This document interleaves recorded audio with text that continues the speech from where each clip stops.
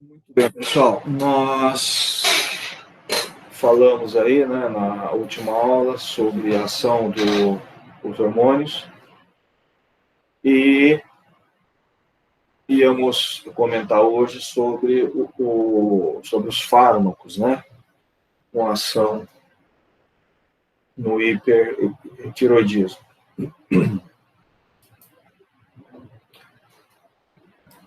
Então, os fármacos antitiroidianos. Os fármacos considerados como antitiroidianos são aqueles que vão inibir a síntese e também a liberação do hormônio.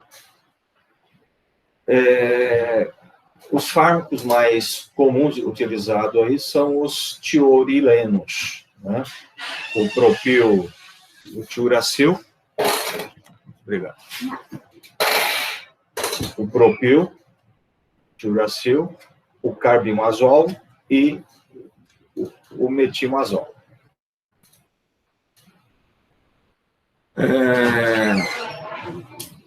Obrigado.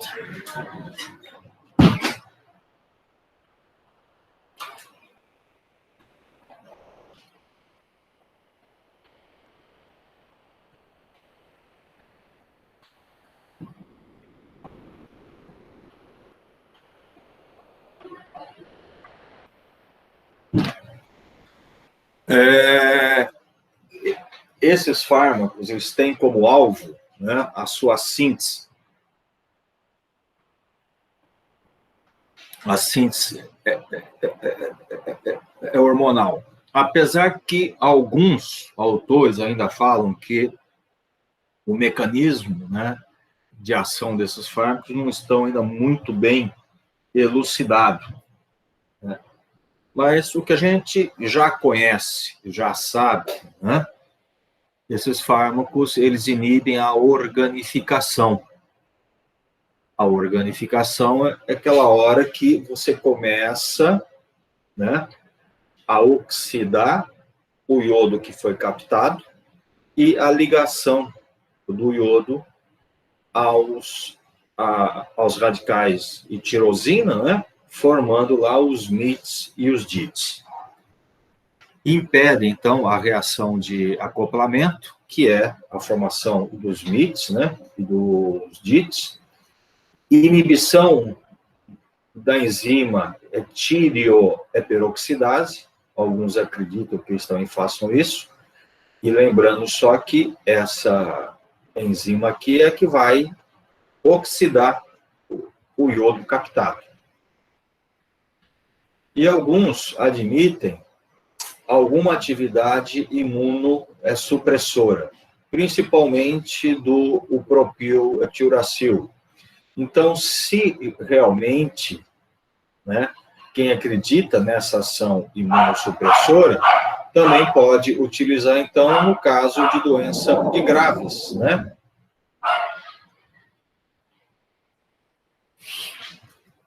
Porque aí você acaba tendo inibição aí, né, da atividade dos anticorpos. Esse mecanismo que nós falamos envolve praticamente esses três: o propil, o carbimazol e o metimazol. O propil, ele acaba tendo uma atividade a mais que os outros, que é inibir a desiodação. O que é inibir a desiodação? Vocês lembram que nós sintetizamos o T4, né, em maior proporção do que o T3, e o T4, a nível periférico, ele sofre ação de enzimas que quebra um iodo, tirando um iodo, convertendo o T4 em T3. Isso é que é chamado de desiodação.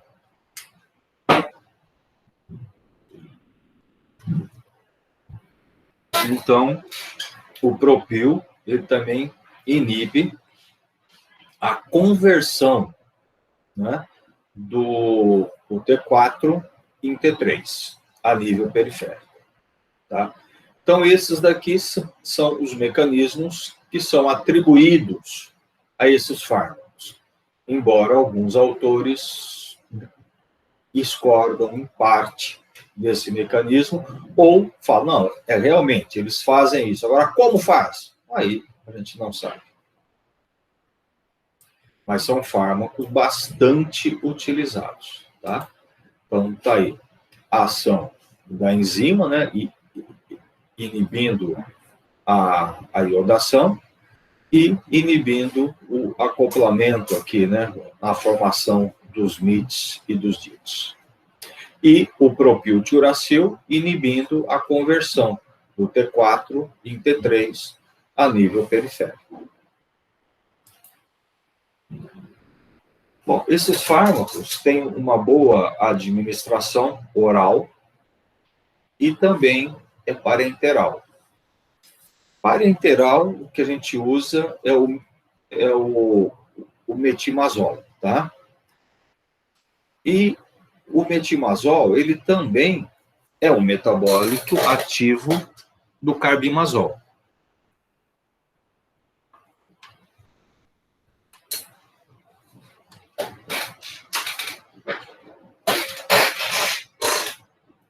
A excreção é urinária e o uso clínico dele, 3 a 4 semanas de tratamento. Por quê? Aqui, esse efeito clínico, a gente começa a perceber esse efeito só depois de 3 a 4 semanas de tratamento. E isso se deve ao fato que nós já comentamos, né? Que a tireoide é uma glândula que sintetiza e armazena grande quantidade do seu hormônio. E esse armazenamento é principalmente em T4. E a meia-vida dele é maior, né? Vai até 8, 10 dias a meia-vida. Então, esses fármacos, por inibir a síntese, eles não conseguem inibir a liberação. Então, os fármacos que já foram sintetizados serão eliminados. Eliminados, não, desculpa, serão secretados, vão para a circulação, então eles mantêm a sua atividade. O propiltiuracil é que pode-se ter um efeito um pouco mais rápido em razão dele conseguir bloquear, né, a conversão do T4 em T3. Lembrando que a ação fisiológica é dada pelo T3. Ok? Aqui apenas alguns dados, né, cinéticos.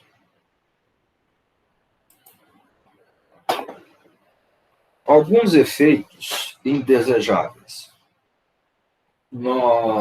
Esses fármacos, eles são bem tolerados. Os efeitos indesejados são raros, né? Mas pode-se perceber no uso de alguns desses fármacos uma agranulocitose em torno aí de 0,44% para o propil e 0,12% para o metimazol.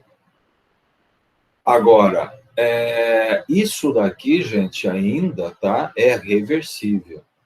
Se por acaso começar a perceber uma certa agranulocitose, a interrupção, a modificação, né, desses fármacos, você consegue reverter esse tipo de efeito.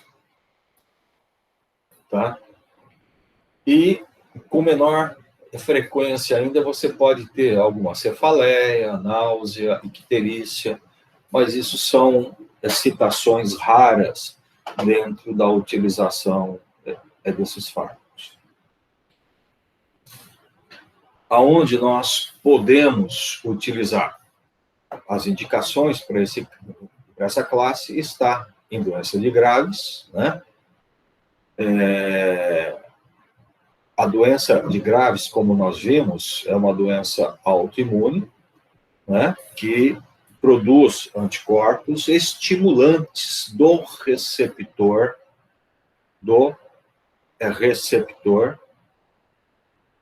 de TSH.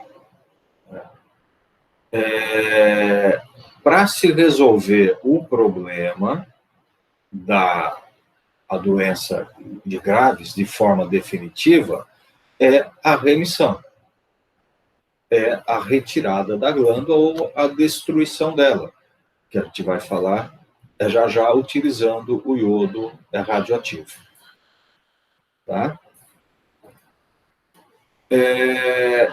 Esses fármacos podem ser utilizados em tempestade tiroidiana, né? Como você tem alguma coisa que está fazendo com que haja a liberação maior desses hormônios, e também pode ser associado, né? Você tem que usar também esses fármacos quando você vai utilizar o iodo radioativo. Você precisa utilizar esses fármacos na utilização do iodo radioativo. E por quê?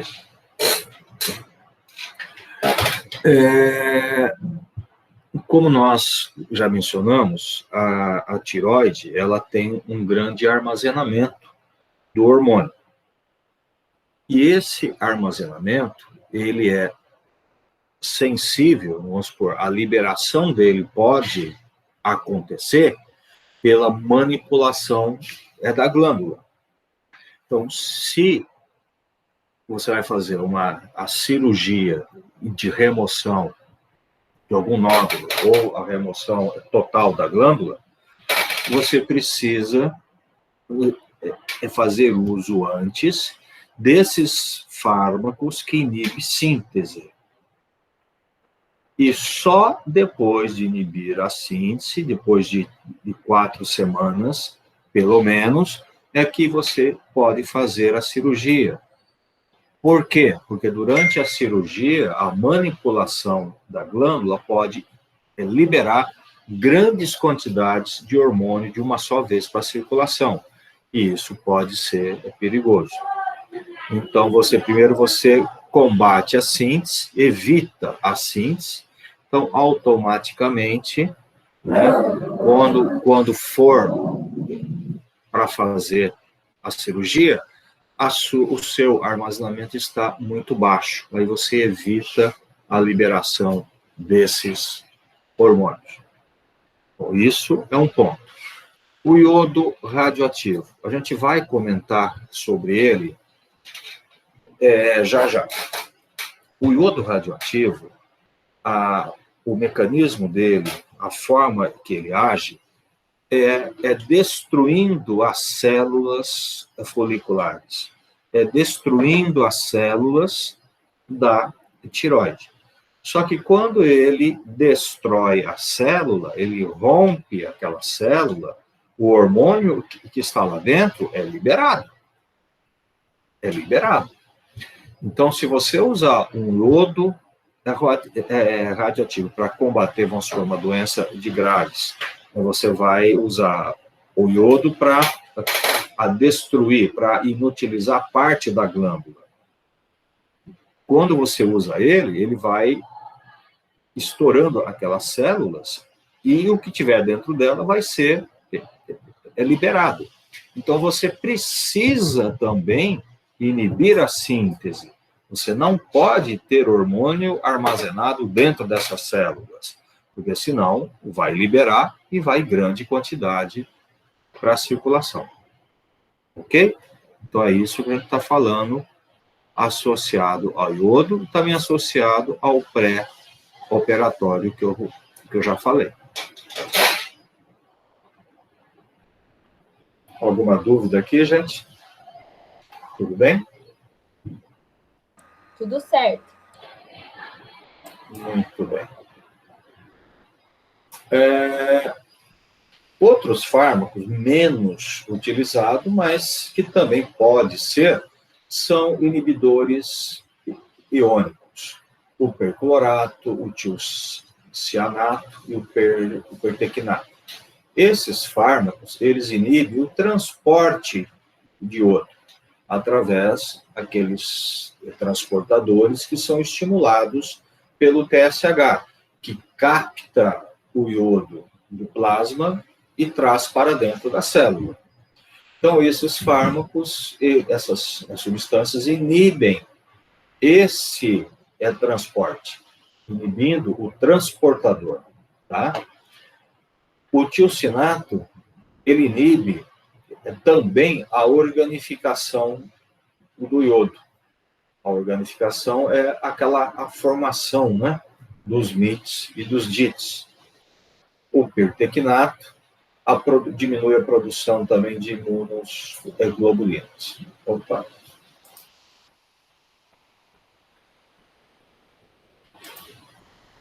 Efeitos indesejáveis.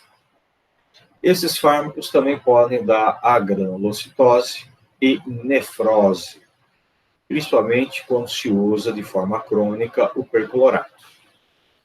Indicações também, no caso do hipertiroidismo, né, na doença de Graves, e a gente usa também esses fármacos mais esporadicamente, no caso o pertecnato, no estudo de imagem, para você fazer uma avaliação da glândula, né, como ela está trabalhando e tal. Então, uma avaliação da organificação do iodeto. Então, você pode usar ele no caso de imagem. Na clínica em si, para o hipertiroidismo, praticamente não se usa mais.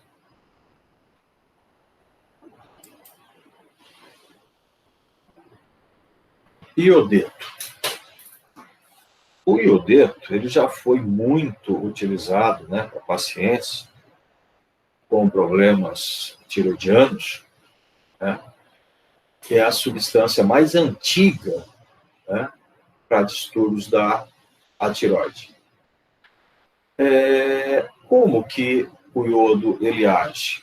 O iodo, a gente sabe hoje, né, e de algum tempo já, que ele limita, né, o seu próprio transporte.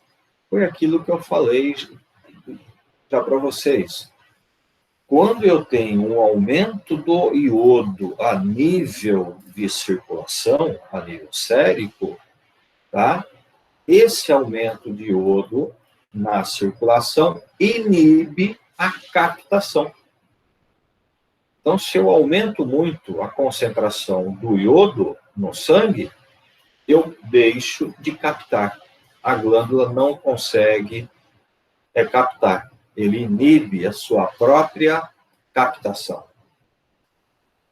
Inibe a síntese e a liberação do hormônio tiroidiano. Então, além de inibir a síntese por inibir a captação, o iodo em alta concentração no sangue é o único fármaco, a única substância que tem a capacidade de inibir a liberação do hormônio já sintetizado.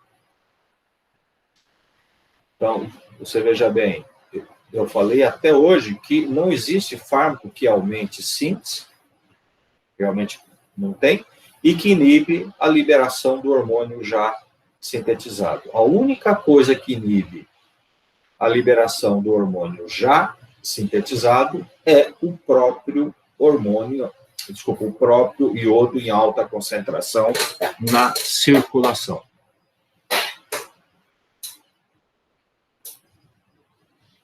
Então, em doses altas, tá? Ele inibe a organificação, diminui a hormogênese, diminuindo a síntese.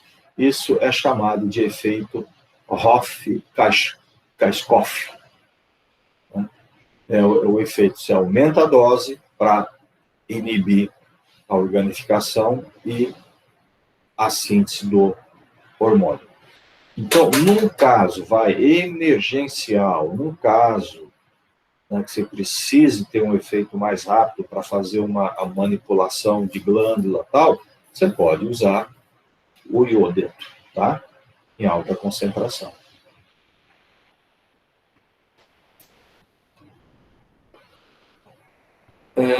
A administração do iodo é feita por via oral ou intravenosa, né? A solução de Lugol. O oral é um gosto ruim, né? Péssimo, né? Esse iodo é metabolizado pelo fígado e a excreção é renal. O início de ação dele é até um tanto rápido, é em 24 horas. Tá? Em 24 horas. Efeito indesejáveis. Existe um quadro alérgico a iodo. Muitas pessoas são alérgicas a iodo, né? Então, nesse caso, você pode ter edema de laringe, asfixia, você pode ter várias coisas, várias complicações.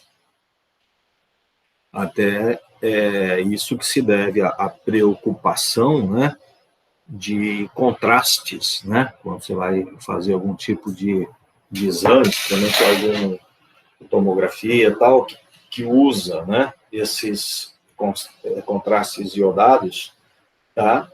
É perigoso se a pessoa for alérgica, pode dar até um choque anafilático. E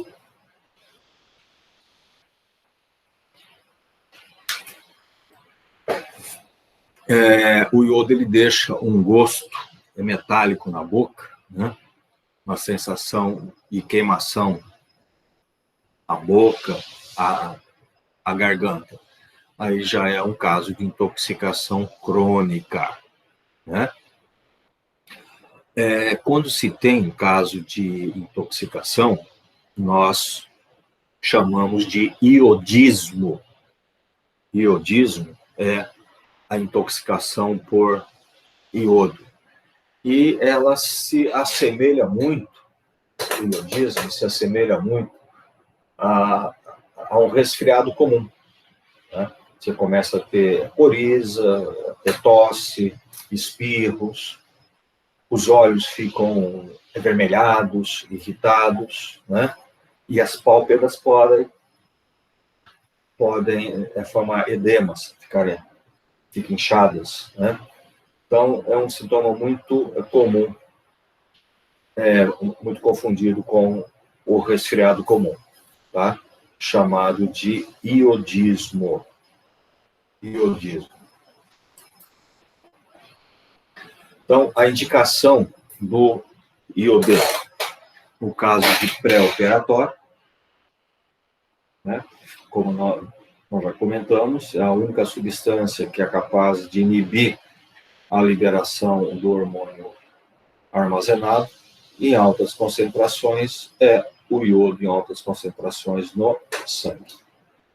Caso de tempestade tiroidiana, associado ao fármacos antitiroidianos e propanolol também pode ser associado ao propanolol. A gente vai falar do propanolol daqui a pouco. E caso de acidente nuclear, não sei se eu comentei com vocês já, mas em casos quando se tem acidente nuclear, as pessoas que estão mais expostas à radiação, é distribuído para a população cápsulas de iodo, né? Precisa tomar iodo, porque a alta concentração do iodo inibe a captação do iodo radioativo. Tá? Então, é dado cápsulas de iodo para a população. Tá? Isso foi até nesse último acidente nuclear que nós tivemos, né? Foi no Japão, né, com o tsunami, né, que explodiu a usina lá, a população apareceu até no jornal, né, dando cápsulas de iodo para a população mais próxima, né? Para evitar essa captação de radiação.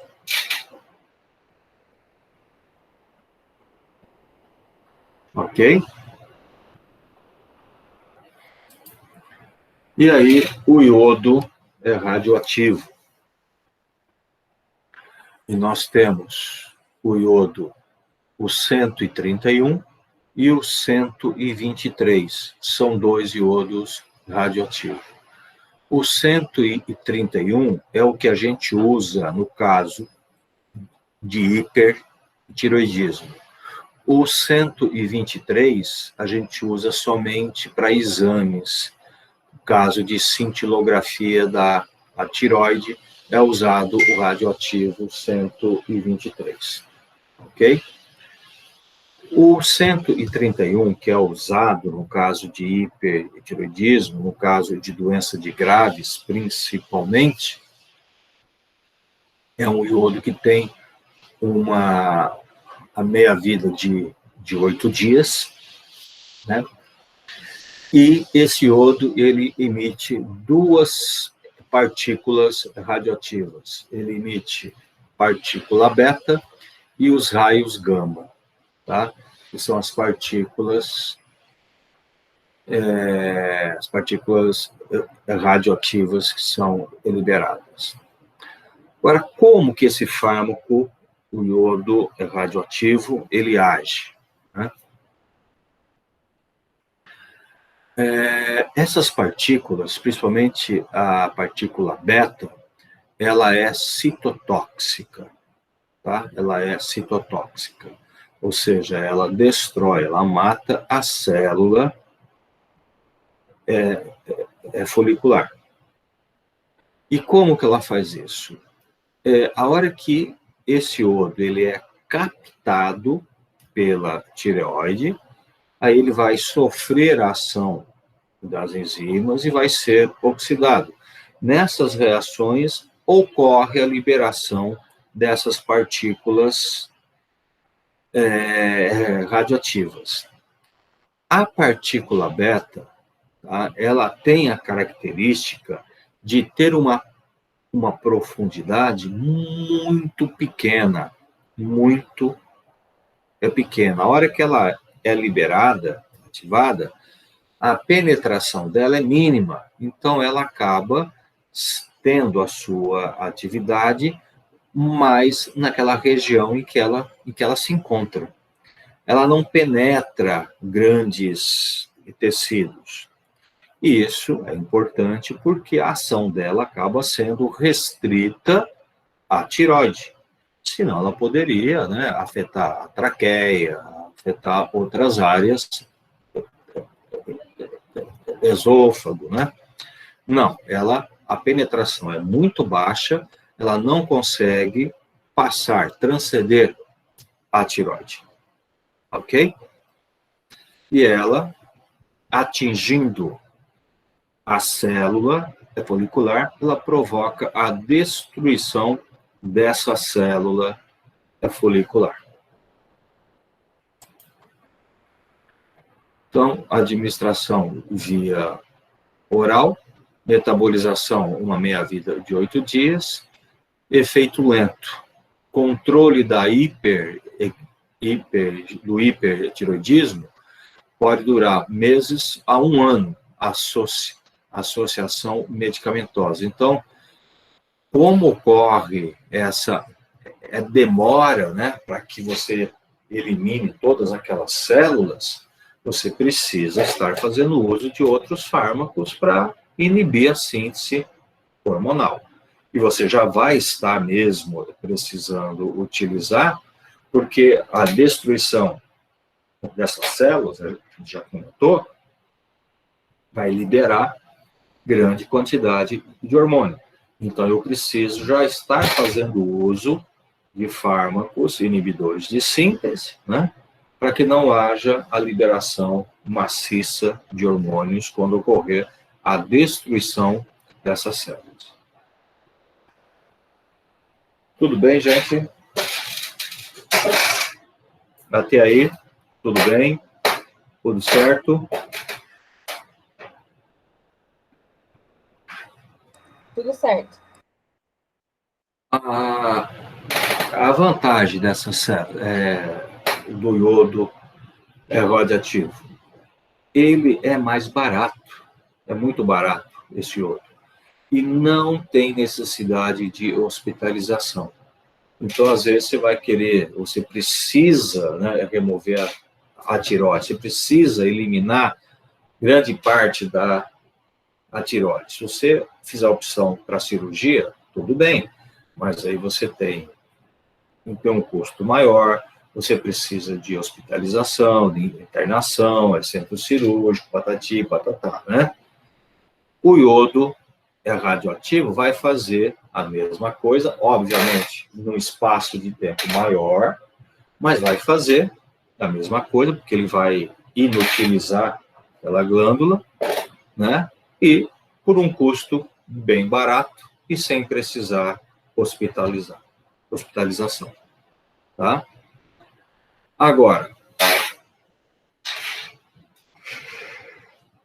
a desvantagem.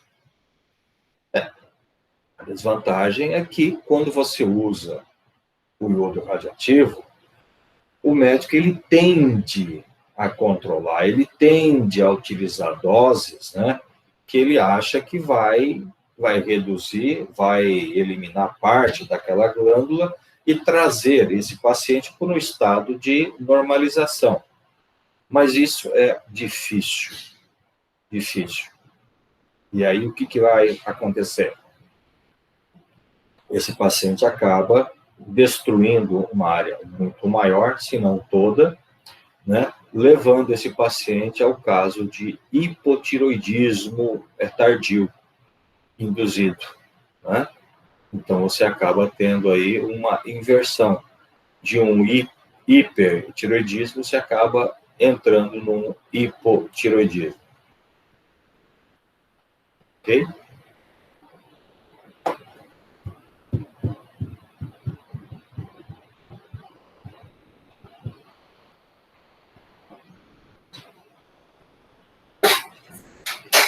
Tudo bem, gente?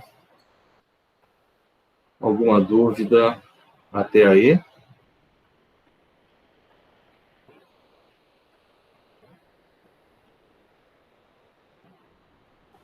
Alguma dúvida? Não, professor, tudo certo. Muito bem.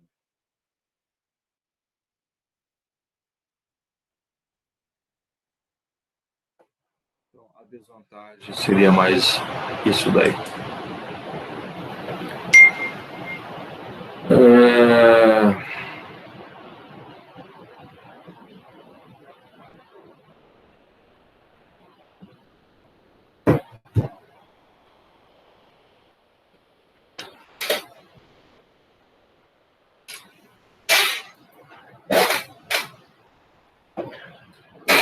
Indicações, então, né, para o uso do iodo radioativo. Prova de morfologia e função tiroidiana, a cintilografia. No caso aqui, então, a gente teria que usar o 123 e não o 131, né? O 131 ele vai destruir. O 123 não, ele vai apenas mostrar a imagem. Doença de Graves persistente ou com recidiva após a tireoidectomia subtotal. Então, no caso, algum paciente já fez alguma cirurgia, tirou parte da tireoide, mas aí o caso voltou, né? O que ficou, ou que tirou, pode ter também regenerado algumas células e voltou a ter o hipertiroidismo. Então, aí, na doença de Graves, então, a gente tem que usar o iodo radioativo. Hipertiroidismo em idosos cardiopatas. Gente, tem pacientes idosos que têm algum tipo de cardiopatia, né, e passam a ter hipertiroidismo. Isso pode ser perigoso. Né? Por que pode ser perigoso? Porque o hormônio tiroidiano, ele sensibiliza receptores, né? Sensibiliza receptores, receptores beta, há um aumento do número de receptor beta. E, nesse caso, então, esse paciente que é idoso, que tem hipertiroidismo e já tem alguma complicação cardíaca, com o aumento da sensibilidade de beta-1, pode ter mais complicações cardíacas. Isso é perigoso. Então, é melhor que você faça a opção de destruir aquela glândula, tirar aquela glândula, para não ter mais o hormônio em excesso. Ok? E a mesma coisa no caso de câncer, né? E tireoide, você também vai usar o iodo radioativo para destruir aquelas células cancerígenas. Ok? Contraindicações. Mulheres grávidas. Não pode usar o iodo radioativo, né? Evidentemente. Pode combater e destruir aí as glândulas também do feto. Crianças, alterações neoplásicas, também não deve ser dado o iodo. E a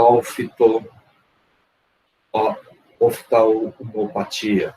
Na oftalmopatia também não deve ser utilizado o iodo radioativo. A oftalmopatia é quando você tem um crescimento no tecido conjuntivo atrás do olho e você acaba tendo expulsão, né, do globo ocular. Então fica aquele olho grande, né, o olho saltado para fora. Isso que a gente chama de oftalmopatia.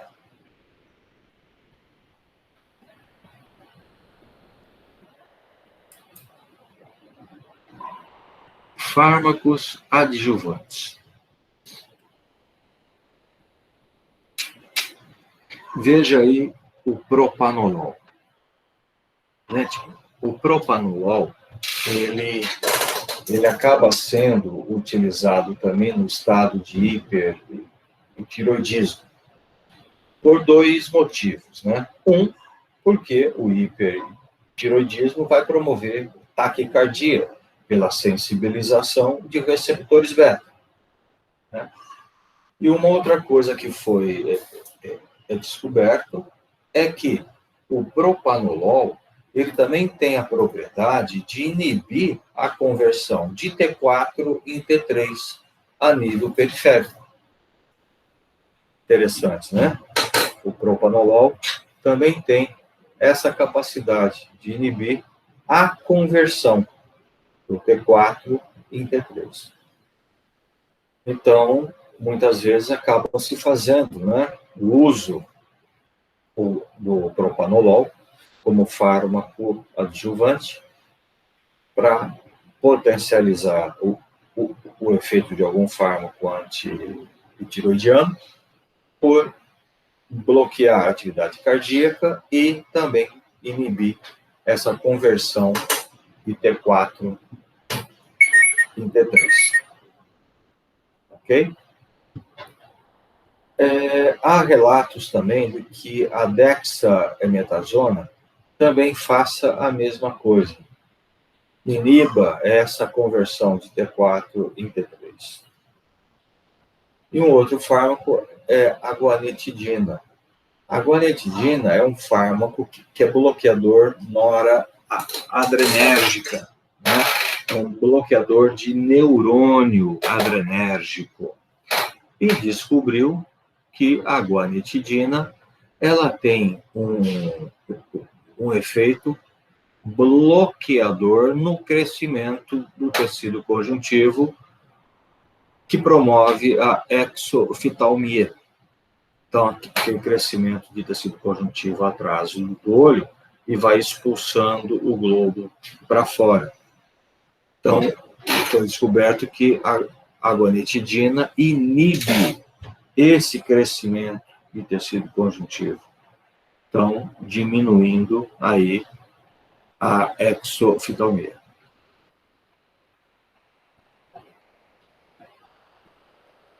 Ok?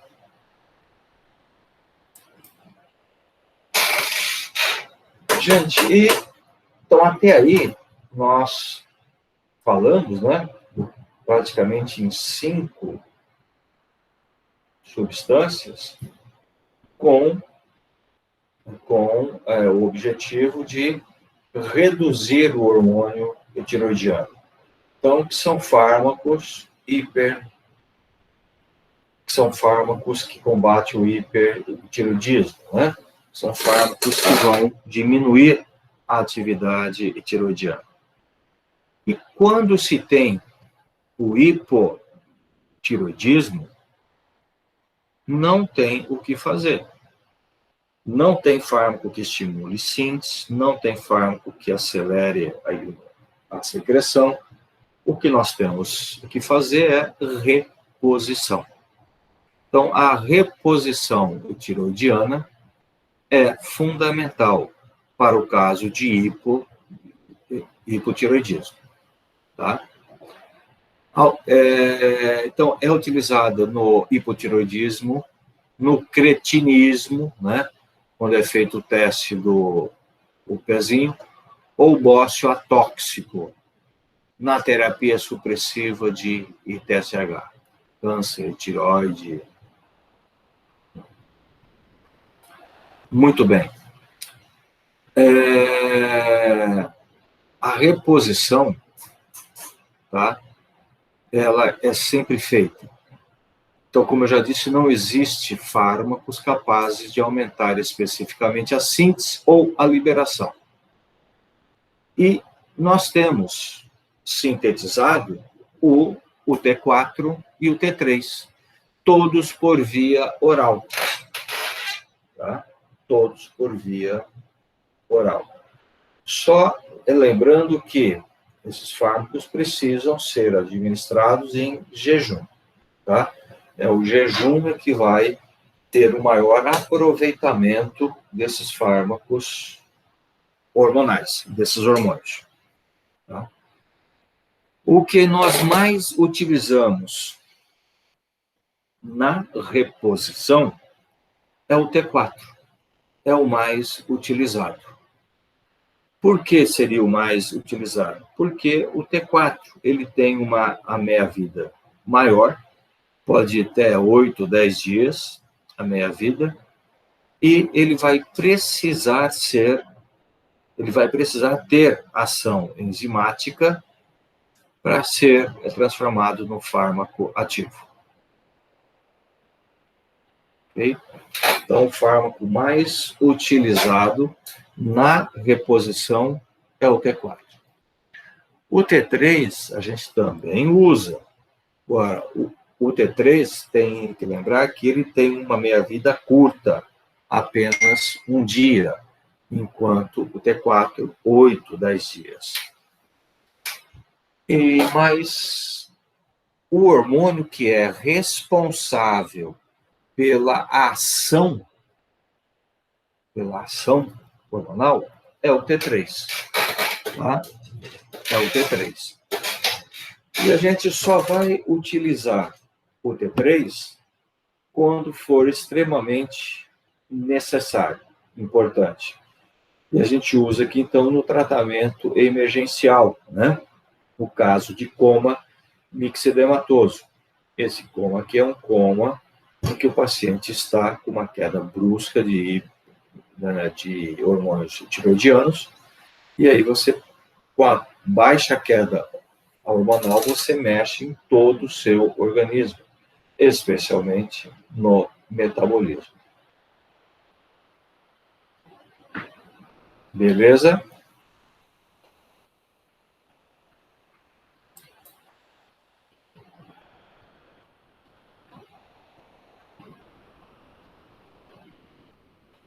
Está o transporte, né, de iodo. Aqui a gente não tem muita certeza. Inibidores iônicos, então vão inibir esse transporte aqui. Né? Antitiroidianos, a gente já viu, inibe a enzima, inibindo a conversão aqui do iodo, evitando com que ele seja é o responsável pela eliminação da diversidade.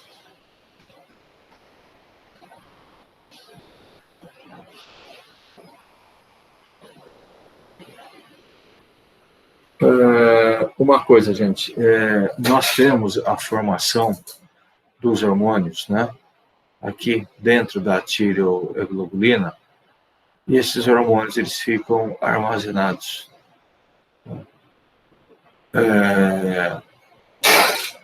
E aí, então, a administração do iodo, a administração do hormônio vai fazer com que esse ciclo aqui seja mais intensificado. Mas nem sempre a intensificação desse ciclo pode se resolver alguma coisa, né? Porque talvez a quantidade formada seja pequena.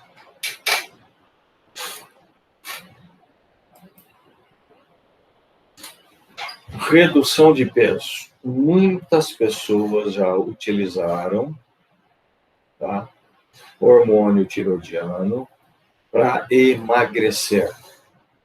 Gente, isso é perigoso, muito perigoso.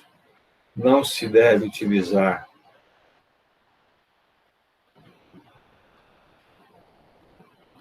não deve ser utilizado esses hormônios em forma para emagrecimento. Já foi utilizado muitos médicos colocavam o hormônio tiroidiano dentro das formulações para acelerar o metabolismo e isso automaticamente acelerar a metabolização. Isso é perigoso porque leva a uma redução maior de tecido magro ou proteico do que gordura. E o hipertireoidismo pode causar arritmia cardíaca. Ok? Alguma dúvida até aqui, gente? Tranquilo, prof. E aí, algumas referências, tá? Mas o Hang, tá, ele tá muito bom nessa parte, tá? Tá falando bem, tá bem explicadinho, o Hang d'água. Ok?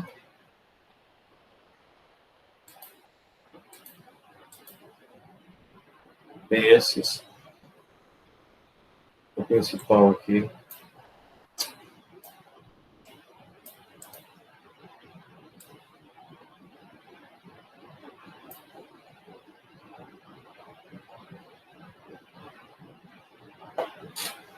Dúvida, gente?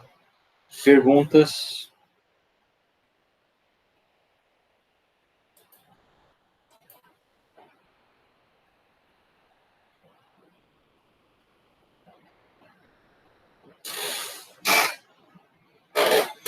Tudo certo? Gente, se tá tudo certo, eu vou